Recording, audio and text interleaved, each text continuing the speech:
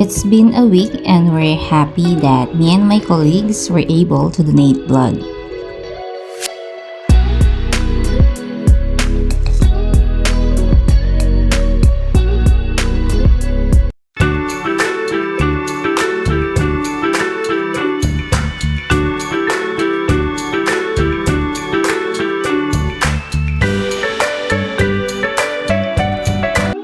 So last October 17, nagkaroon ng blood donation drive sa hospital namin with the theme Give Blood and Save Lives in partnership with the Philippine Blood Center. First thing to do is i-check muna nila yung blood pressure mo, which is 120/80 yung sa akin, and my heart rate is 83. So pumasa naman tayo doon. After nun is mag-fill up na tayo ng form and sagutin natin yung mga series of questions on the list. Then there's a doctor na mag-check ng weight and mag-ask ng series of questions, and then i-check ang hemoglobin. And be ready for blood extraction. Beside me is Charlotte and Jenna, and kami yung nakapasa for blood donation. We are all feeling good knowing that this small act could be a big lifesaver for someone out there, and we're proud that we're able to make a donation.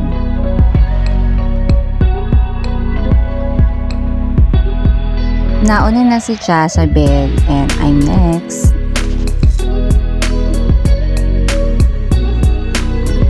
For a second time donor, medyo kinakabahan pa rin ako.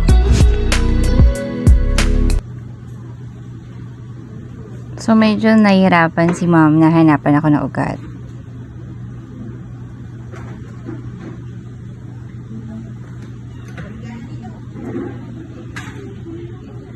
Libag na kumakong siya.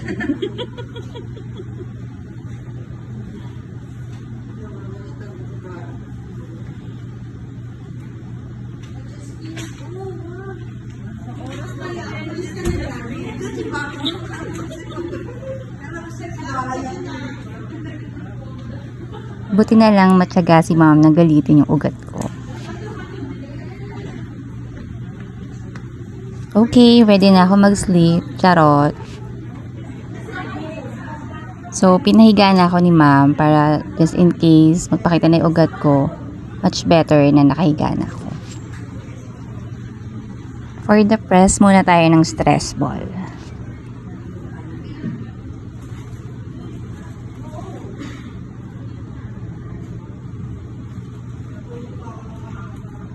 Hindi ako masyadong ready kasi suot ko yung aking Gryffindor socks.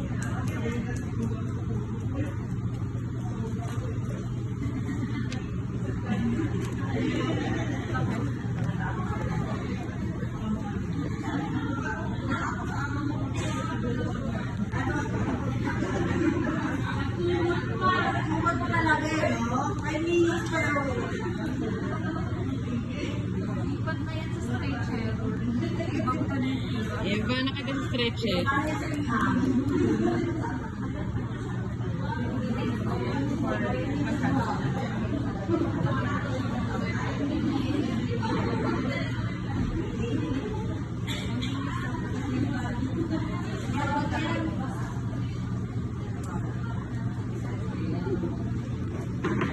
Ganda ng medyas mo.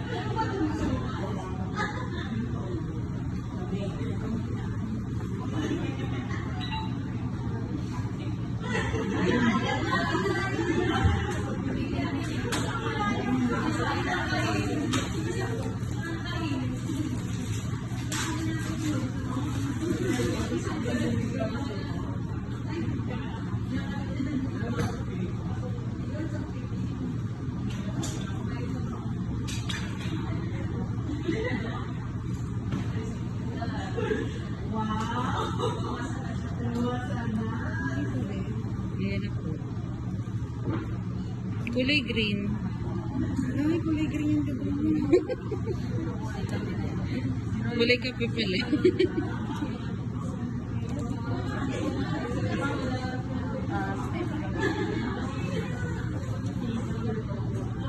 Sumunod ka na rin. Paano na yan si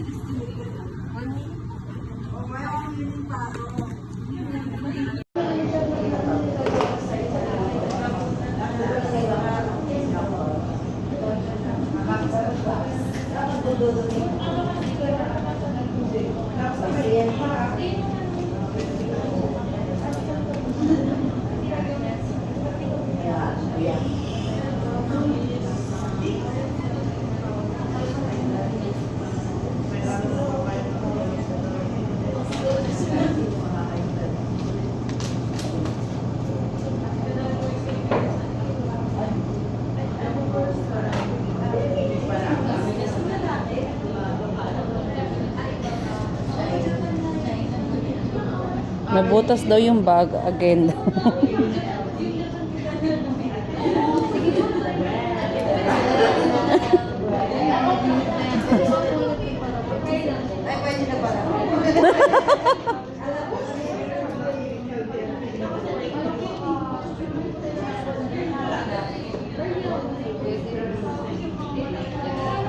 Alak after 24 hours.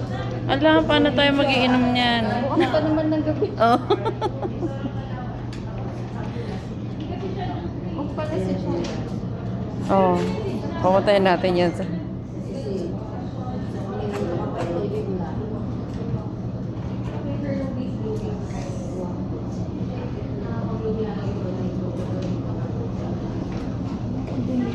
Susunod na rin ko ulit. Nakakapag-parang na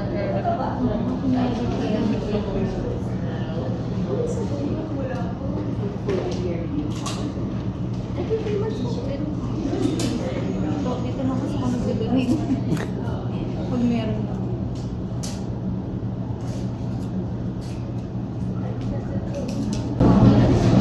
Hmm?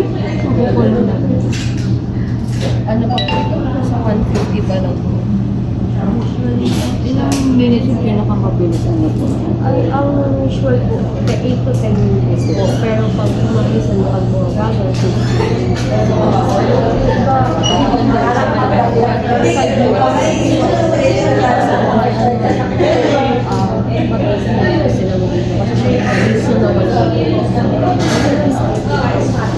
kasi for okay naman po yung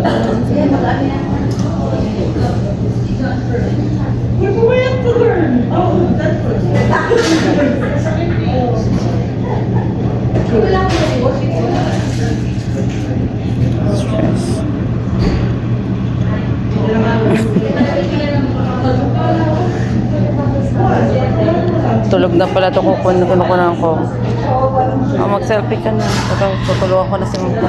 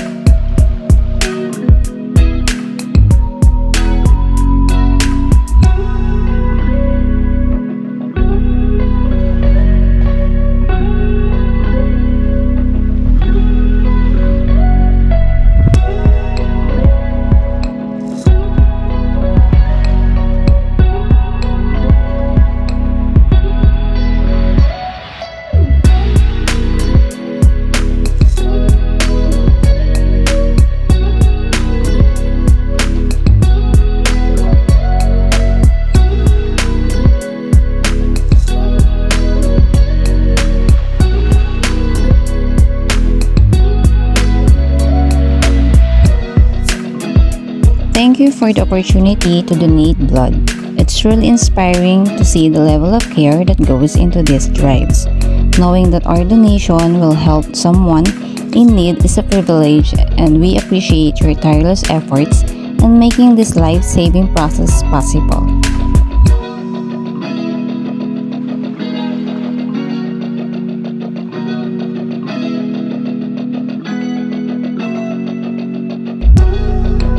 Until next time, see you on my next blood donation. Thank you for watching. Bye!